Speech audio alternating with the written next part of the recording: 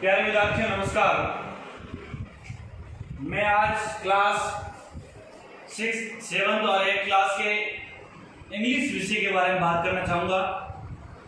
विद्यार्थियों, इंग्लिश के grammatically course की बात करें तो कुछ ऐसे टॉपिक है जो प्रत्येक विद्यार्थी के, चाहे मैं 6 क्लास की बात कर रहा हूँ, चाहे 7 की बात कर रहा हूँ, चाहे 8 की बात करूँ, तो तीनों क्लासों को मिक्स करके कुछ ऐसे टॉपिक है जो तीनों क्लासों में कॉमन है। उन टॉपिकों के बारे में बात करूंगा और उसमें से कुछ वेद है उसके बारे में आज शुरुआत भी करेंगे।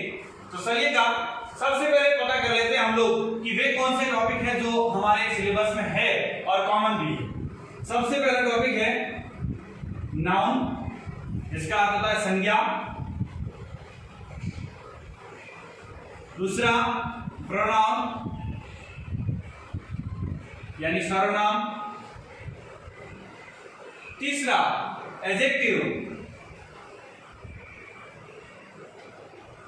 यानी विशेषण। और एक खास बात जो बेहद इंपॉर्टेंट है और मेरे द्वारा लास्ट ईयर बहुत अच्छे से करवाया गया था, डिग्री और आर्टिकल, जेंडर, कनेक्टिव्स और आप सबका सहायता टॉपिक अभी आने वाला है वर्ब और टेंस।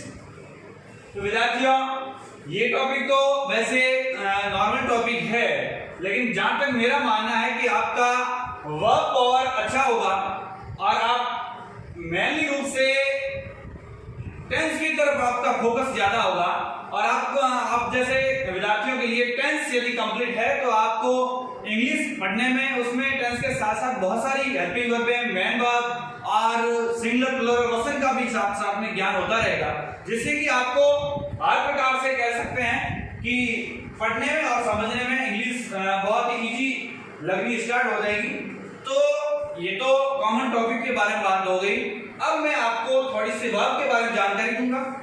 वर्ब के क्या प्रकार है, क्या फॉर्म होती है, आईएनजी फॉर्म क्या होती है, और यदि किसी फॉर्म को कोई भी वर्ब फॉर्म दी हुई उसकी आईएनजी फॉर्म बनानी है तो हमारे पास क्या सिस्टम होना चाहिए, किस प्रकार से हम लोग बना सकते हैं, उसके बारे में बात करेंगे। और वर्ब फॉर्मों के बाद बात करेंगे।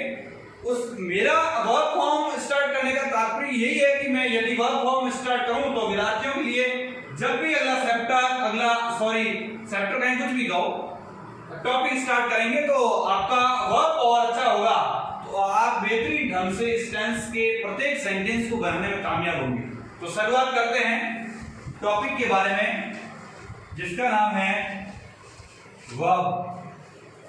वर्ब की स्पेलिंग होती है ऑलरेडी जानते हैं, और कुछ विद्यार्थी नहीं जानते हैं तो आराम से इसको देख सकते हैं, VERB। वर्ब नहीं होती है, वर्ब है। वर्ब का अर्थ होता है क्रिया। तो विद्यार्थियों, क्रिया की बात करें, सबसे पहले VERB वर्ब यानी क्रिया। तो शुरुआत परिभाषा से कर लेते हैं कि वर्ब की क्या परिभाषा होती है, उसके बारे में बात कर लेते हैं। परिभाषा, ये वर्ब है। परिभाषा की बात करें तो वे शब्द जिनसे किसी भी कार्य का करना या होना पाया जाए उसे है जो हम लोग वर्ब कहेंगे। वे शब्द, तो परिभाषा लिख सकते हैं, वे शब्द जिनसे किसी कार्य का करना या होना पाया जाए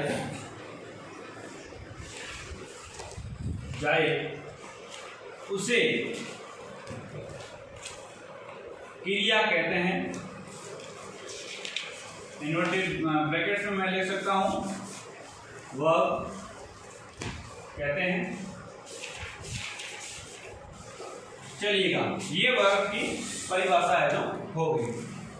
अब जैसे जहां तक मेरा अनुभव है, निजी अनुभव है कि मोस्ट ऑफ देम जो भी क्रियाएं हैं उसके अंत में ना आता है तो वो सब क्रिया के अंदर जाती है। जैसे पढ़ना, लिखना, हंसना, बोलना, रोना, चलना, यानी प्रत्येक शब्द के पीछे, प्रत्येक क्रिया के पीछे है जो ना शब्द का आना अपने आप में एक क्रिया को व्यक्त करता है।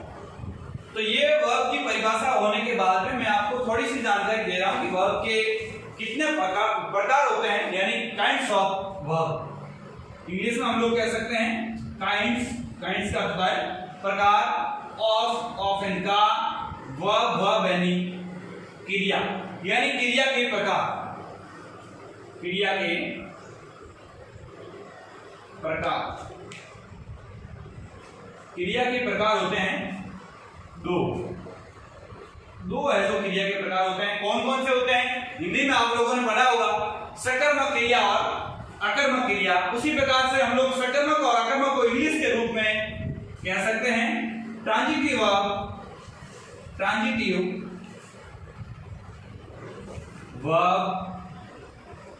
यानी सकर्मक क्रिया। इसको मैं नीचे लिख सकता हूं ट्रांजिटिव, ताकि आपको प्रत्येक शब्द को समझने में बहुत आसानी हो।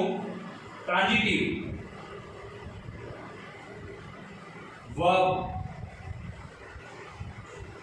यानी सकर्मक क्रिया। देखिएगा, सकर्मक क्रिया यानी ऐसी क्रिया जिसको दर्शाने के लिए कर्म की आवश्यकता होती है, ऑब्जेक्ट की आवश्यकता होती है, उद्देश्य की आवश्यकता होती है, वह आपकी ट्रांजिटिव वर्ब होगी, वह आपकी सकर्मक क्रिया होगी। जैसे उदाहरण के रूप में बात कर लेता हूं, लेकिन थोड़ी सी पहले इसका एक और दूसरा रूप बता देता हूं, ताकि दूसरे दोनों रूप बताने के बाद दोनों का उदाहरण समझेंगे तो आपको आराम से समझ में आ जाएगा। दूसरा प्रकार जो क्रिया का आता है तो उसका नाम है, छोटा सा ये ट्रांजिटिव, दूसरा है इंट्रांजिटिव।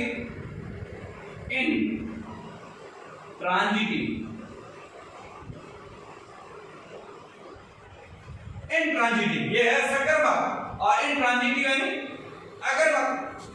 तो VERB से हम लिख देंगे अकर्मक क्रिया। वैसे नाम से स्पष्ट हो रहा है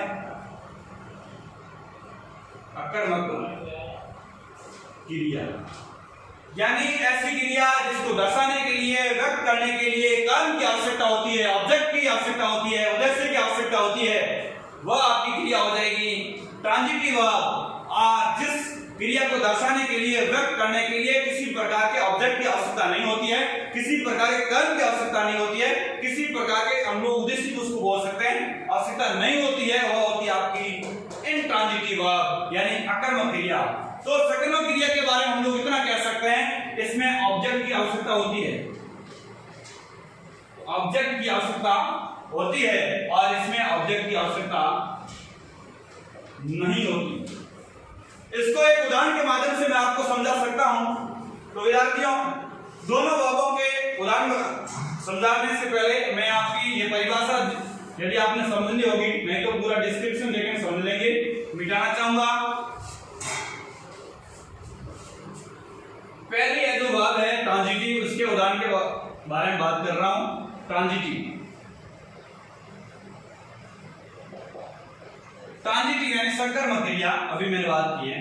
इसके एग्जाम्पल ग्रेसिया, क्योंकि मैंने परिभाषा के बारे में और डिस्क्रिप्शन बता दिया कि जिस क्रिया को दर्शाने के लिए, व्यक्त करने के लिए ऑब्जेक्ट की आवश्यकता होती है, कर्म की आवश्यकता होती है, वह आपकी सकर्मक क्रिया है। तो एग्जाम्पल ग्रेसिया यानी फॉर एग्जाम्पल के लिए मैं बात एक वाक्य से करना चाहूंगा। जैसे राम फुटबॉल खेलता, राम फुटबॉल खेलता है। देखिएगा, वैसे इस सेंटेंस के अंदर बात करें तो राम करता है, यानी कोई भी काम को करने वाला करता होता है। इसको हम लोग इंग्लिश में बोलते हैं सब्जेक्ट। ये है करता, और फुटबॉल और खेलना वो शब्द और रह गए हैं। खेलना यहाँ पर क्रिया है, यानी देखिएगा ये खेलता वाक्य में उस वक्त हुआ, लेकिन सही शब्द तो इनका खेलना ही हुआ क्रिया, तो अंत में ना आ रहा है। वैसे बात की जाए तो खेलना एक प्रकार की होगी क्रिया, और यहाँ पर आ रहा है फुटबॉल, ये इस सेंटेंस का, इस वाक्य का ऑब्जेक्ट हो जाएगा, ये इसका कर्म हो जाएगा, यानी ये हो जाएगा ऑब्जेक्ट। ये सब्जेक्ट है, ये ऑब्जेक्ट है, और ये वर्ब। तो देखिएगा यानी इस वाक्य के अंदर ऑब्जेक्ट दिया हुआ है, इस क्रिया को दर्शाने के लिए ऑब्जेक्ट की आवश्यकता पड़ रही है। इसी कारण से हम लोग ये कह सकते हैं कि ये एक प्रकार से ट्रांजिटिव वर्ब है, ये एक प्रकार से सकर्मक क्रिया है। इसको हम लोग इंग्लिश में बात करें तो हिंदी वाक्यों की अंग्रेजी बनाते हैं, तो ये इस प्रकार सब्जेक्ट ऑब्जेक्ट वर्ब की तरफ नहीं लिख करके एक फॉर्मूला होता है, सबसे पहले सब्जेक्ट को लिखा जाता है, उसके बाद वर्ब आएगी, यानी मैन वर्ब की बात कर रहा हूं, और उसके बाद ऑब्जेक्ट आएगा। यदि टेंस का माध्यम है और हेल्पिंग वर्ब का माध्यम है तो वो अलग बात है, लेकिन मैनली रूप से बात की जाए तो सब्जेक्ट, उसके साथ आता है वर्ब, और वर्ब के बाद में आता है ऑब्जेक्ट। इस प्रकार से वाक्य बनते हैं। उसी प्रकार से मैं राम फुटबॉल खेलता है, ये वाक्य आपको इंग्लिश में बता करके लिखना चाहूंगा।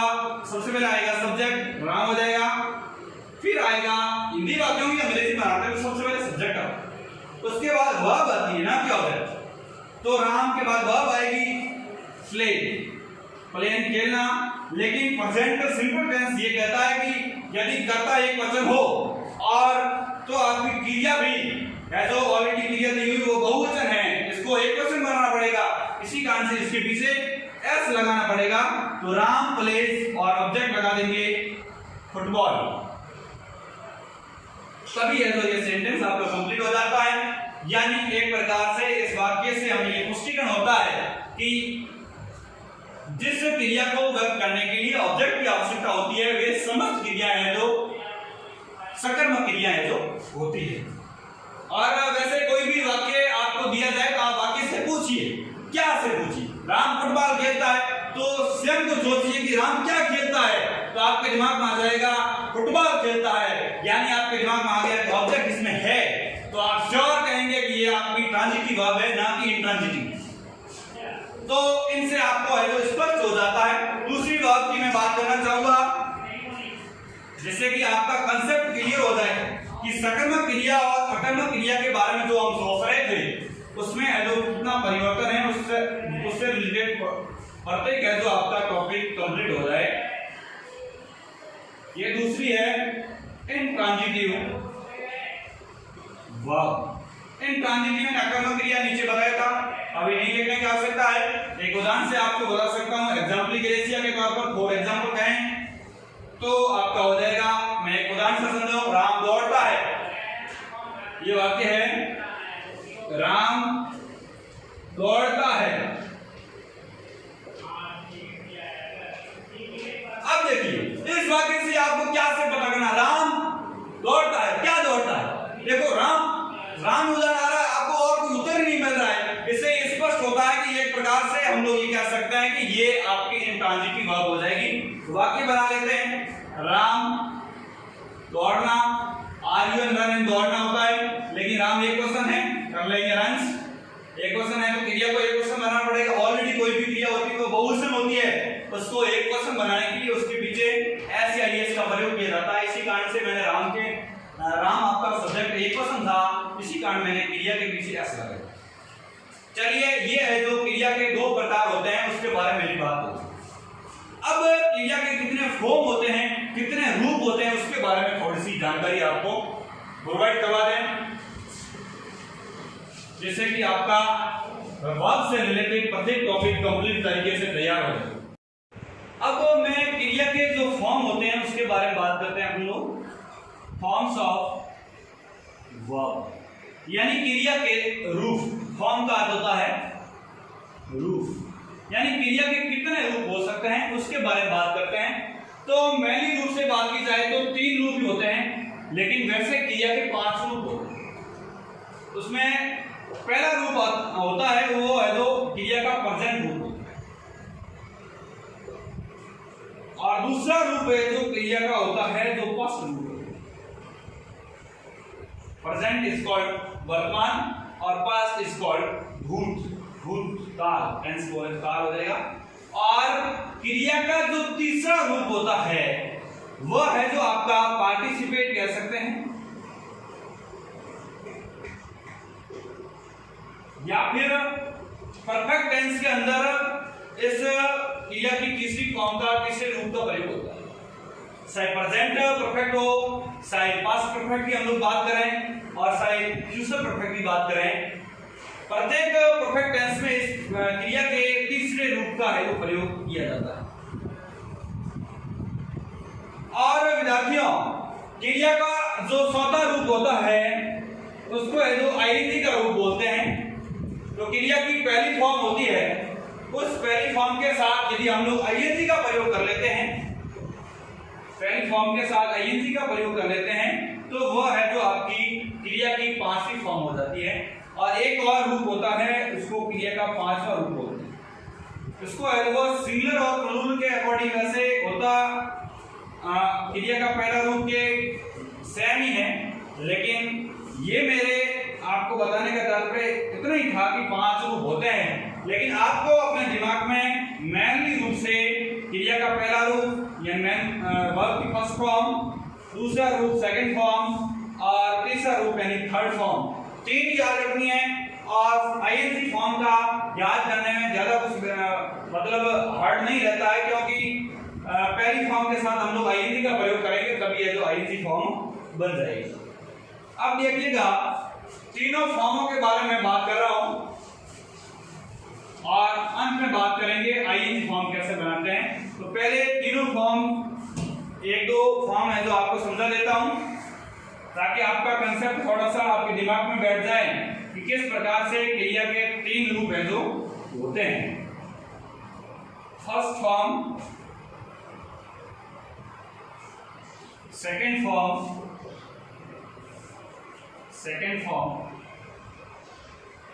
और थर्ड फॉर्म, और ये आपका आईएनजी फॉर्म। जैसे सबसे पहले मैं बात करना चाहूंगा, मैं जैसे बोल रहा हूं तो स्पीक, SP कोई भी कह सकते हैं, अल्फाबेटिक वर्ड लिखें तो सबसे पहला अक्षर बड़ा रखें, SPEAK, इसको स्पीक बोलते हैं। और स्पीक का अर्थ होता है बोलना। तो ये है जो क्रिया का पहला है जो रूप हो गया। दूसरा रूप यानी सेकंड फॉर्म हो जाएगी आपकी, देखिएगा SPEAK है लेकिन सेकंड फॉर्म अलग है, इसकी सेकंड फॉर्म हो जाएगी SPOKE, स्पॉक, बोलना। ये प्रेजेंट रूप में बोलना, पास्ट रूप हो जाएगा बोलना, क्योंकि भूतकाल की बात हो रही है, ये हो जाएगा स्पॉक, स्पॉक यानी बोला। और थर्ड फॉर्म हो जाएगी स्पोकन, SPOKEN, स्पोकन यानी बोल चुका, बोल चुका। और आईएनजी फॉर्म में कुछ ज्यादा नहीं करना है, आईएनजी लगा दो, SPEAK, स्पीक है, और अंत में लगा दो आईएनजी, हो जाएगी स्पीकिंग।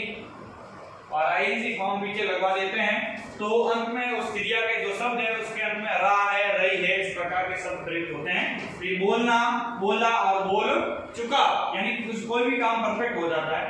तो ये परफेक्ट में जो थर्ड फॉर्म का प्रयोग हो गया। स्पीकिंग, इसको है जो बोलते हैं स्पीकिंग, और स्पीकिंग का अर्थ हो जाएगा बोल रहा, बोल रहा, यानी अंत में रा का प्रयोग हो रहा है। कंटिन्यूअस, वैसे मेनली रूप से कंटिन्यूअस टेंस में इस क्रिया का मोस्ट ऑफ द प्रयोग होता है, कंटिन्यूअस टेंस में, यानी लगातार, जैसे वर्तमान हो, चाहे भूत हो, चाहे भविष्य हो। उसी प्रकार से एक और वर्ब के बारे में बात करूंगा, जो पहला नाम है जियो, गो, गो यानी जाना। सेकंड फॉर्म इसकी हो जाएगी वेंट, WENT, वेंट, वेंट यानी गया। और थर्ड फॉर्म हो जाएगी gone, go and gone, gone यानी जा चुका, गॉन यानी जा चुका। बोलना सॉरी जाना, गया, जा चुका, और आईएनजी में रहा पीछे प्रयुक्त होगा। और कंटिन्यूअस टेंस की बात हो रही है, लगातार कोई भी काम हो रहा है तो आईएनजी फॉर्म का प्रयोग करते हैं, तो इसका हो जाएगा गोइंग, जी ओ अंत में लगा दो आईएनजी, गोइंग हो गया। गोइंग को बोलते हैं जा रहा, ये तो हो जाएगा। उसी प्रकार से एक और वर्ब की मैं बात कर रहा हूं, जैसे हंसना, LAUGH, हंसने को बोलते हैं लाफ, लॉफ, लॉफ यानी हंसना। और सेकंड फॉर्म कुछ नहीं है, इस जो भी आपको मैनुअल की फर्स्ट फॉर्म दिख रही है, क्रिया दिख रही है, उसके अंत में ईडी लगा दो और ज्यादा कुछ चेंजेस नहीं होगा। LAUGHED, लॉफ्ट यानी हंसा। और थर्ड फॉर्म भी सेम होगी, GHED, लॉफ्ट, लॉफ्ट यानी हंसा चुका। और आईएनजी फॉर्म में कुछ नहीं करना है, पीछे आईएनजी लगवाना है, LAUGHING, इसका लाफिंग हो जाएगा और इसका अर्थ हो जाएगा, आप सेम बना सकते हैं, हंसना, हंसा, हंसूका, हंसूका। और आईएनजी फॉर्म हो जाएगा, पीछे रहा लगाना है, तो हो जाएगा हंस रहा, जैसे आई होगा हूं हो जाएगा अंत में। और कोई भी सिंगुलर सब्जेक्ट है तो है हो जाएगा। उसी प्रकार से एक और वर्ब की मैं बात कर लेता हूं, जैसे बिगिन, BEGIN, बिगिन, बिगिन का अर्थ होता है शुरू करना, बिगिन यानी शुरू करना। और सेकंड फॉर्म हो जाएगी बीगन, BEGAN।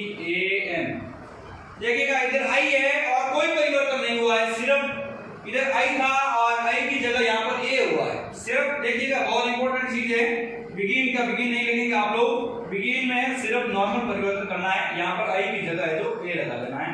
ये इसका हो जाएगा बिगन,